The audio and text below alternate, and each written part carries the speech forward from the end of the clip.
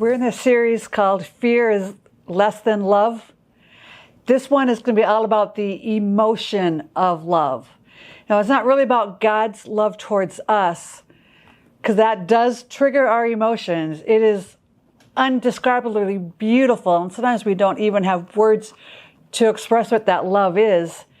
This is going to be about the emotion of love that we have the responsibility for.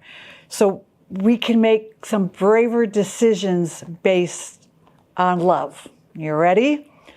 I am Pastor Brenda. It is an honor to meet you in this place.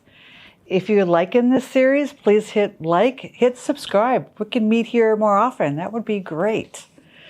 So let's talk first about supra-emotions, not super emotions, supra-emotions.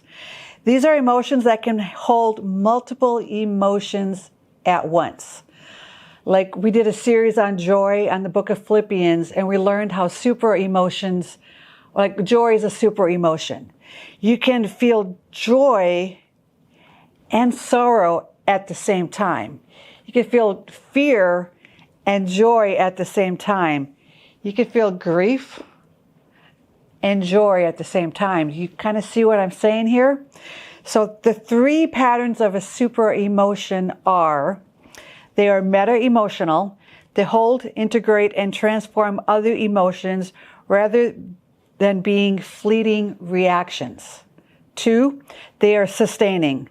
They persist through trials and complex emotional states. 3, they are orientation shaping.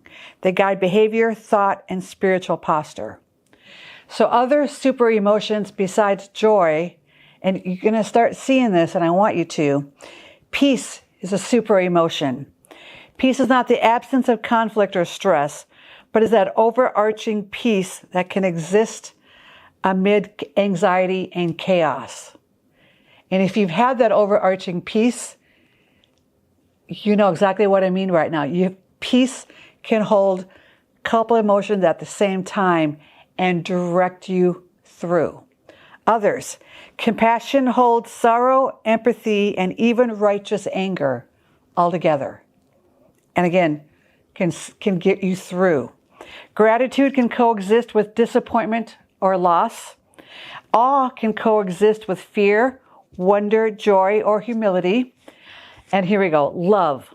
Love transcends fear, anger, and resentment. Love transforms, directs, and absorbs all the other emotions.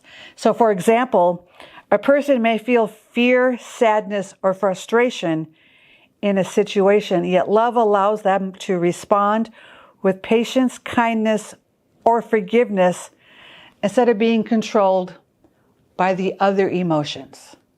Love leads.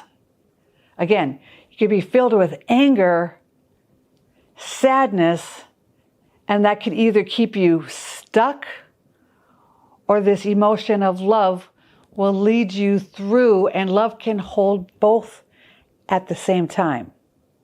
Are you tracking here with where I'm going? I hope so, because we got more. Love integrates seemingly opposite emotions. Love can coexist with grief, disappointment, or anger without being diminished. Love holds the tension. We can mourn a loss while still expressing deep love for God and others at the same time. You could be, again, if you've been here, you know this. You can be grieving and so filled with love at the same time. And instead of being stuck in the grief, love leads you out of the grief. Love orients and guides all of the other emotions. So when it says in 1 Corinthians 13:13, 3 things will last forever: faith, hope, and love. And the greatest of these is love. This is what it means. This is before we got the science of love. This is what it means. Love is our base for all of the emotions, for our whole emotional life. Love is actually the compass of our emotional life. For example, fear can paralyze, anger can destroy, sadness can isolate, But love will redirect, get you through these emotions towards care, reconciliation, or action. Love is enduring and transcendent. Unlike ordinary emotions that ebb and flow, love can persist through time, trials, and complexity. Love shapes identity and behavior. Love is not just felt, it is expressed. It influences how we act, think, and respond to the world. It's more than a feeling, it's an overarching framework for life, guiding all of our emotions, again, all emotions lead us to God, towards a higher purpose. So this is your first conversation question. I hope you gathered with your friends or your roommates or your family to do this together. But what is your biggest takeaway about this emotion, the supra-emotion of love? Have that conversation.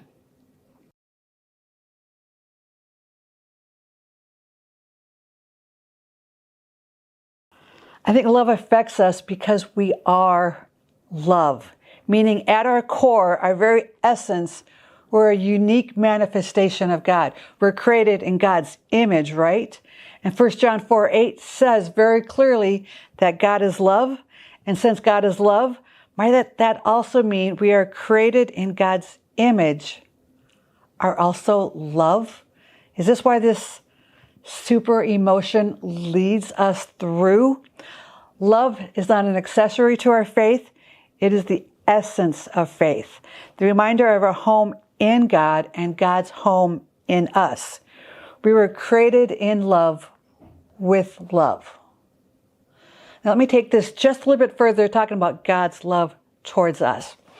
Remember that love is a super emotion. It can contain other emotions at the same time, but love will take the lead and point you in a direction through. God loves you.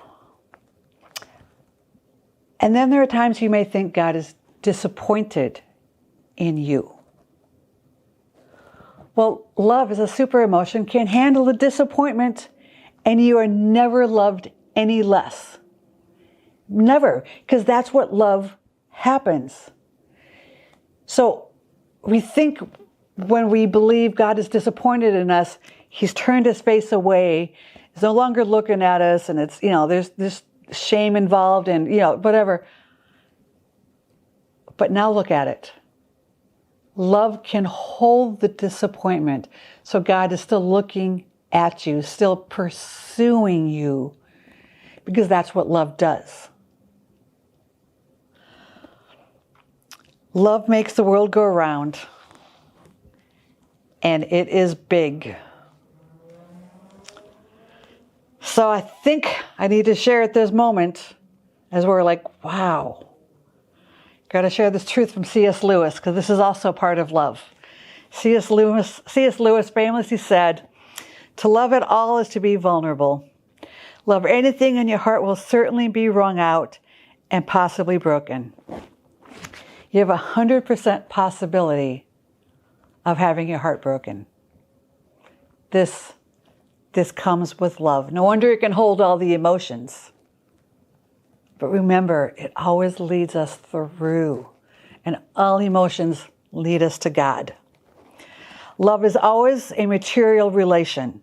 Love is not just an abstract feeling or purely emotional experience, but is fundamentally rooted in material conditions.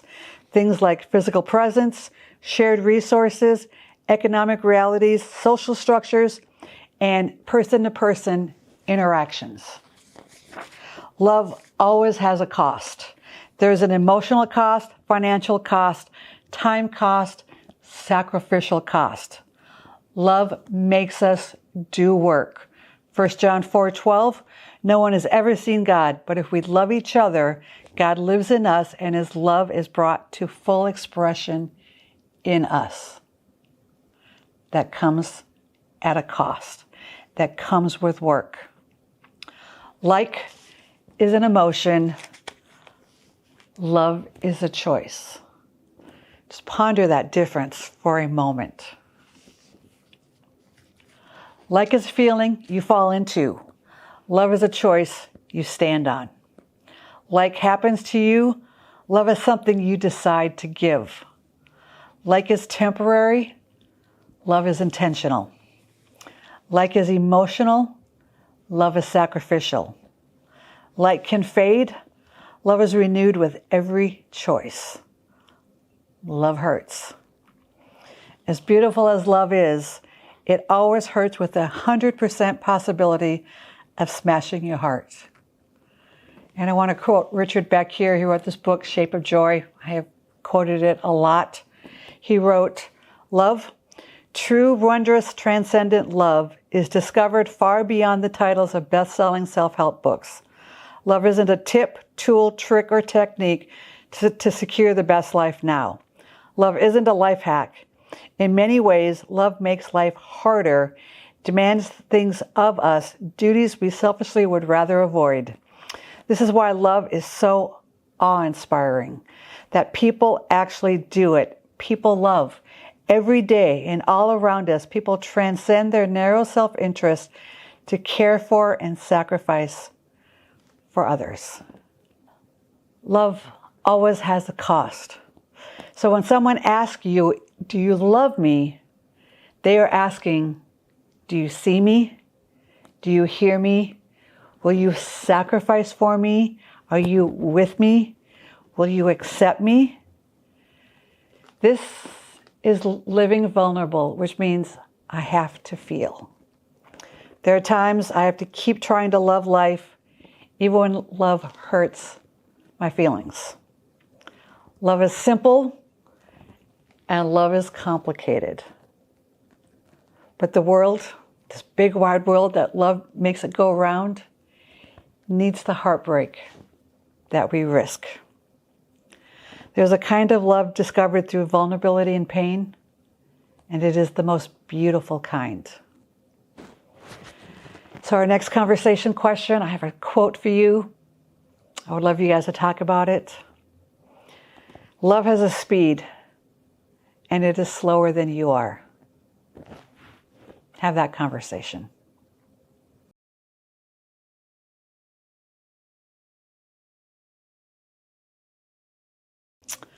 I have a life quote. Now, I've been living this life quote longer than I've known of it, but Dr. Brene Brown wrote this in a book about 8 years ago called Rising Strong.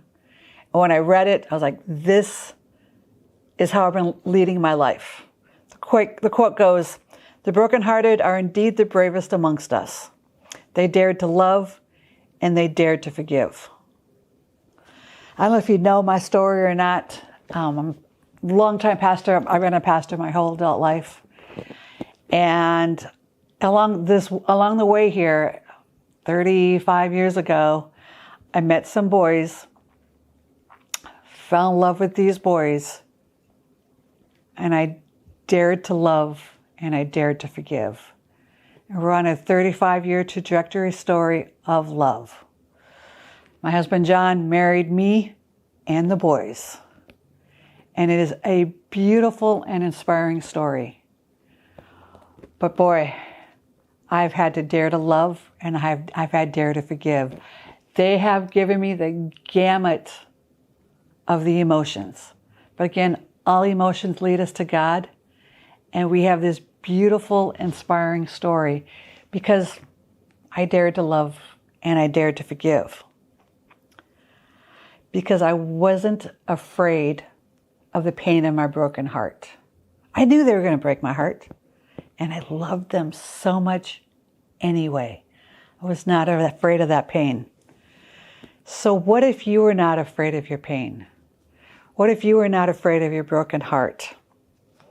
I have a beautiful life that is so full of joy, so full of great stories, so full of inspiring stories, because I made some brave and uncomfortable decisions. I've been taken out of my comfort zone time and time again.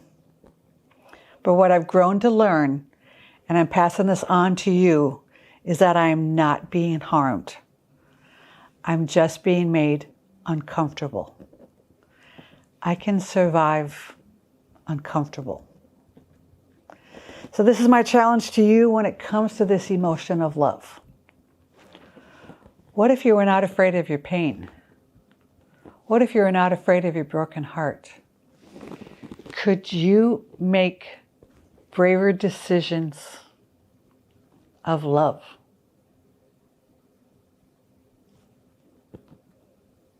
The uncomfortable is just uncomfortable. My challenge to you, my benediction to you is make those braver decisions of love. All emotions lead us to God. You're on your way to a great story. I'll see you again.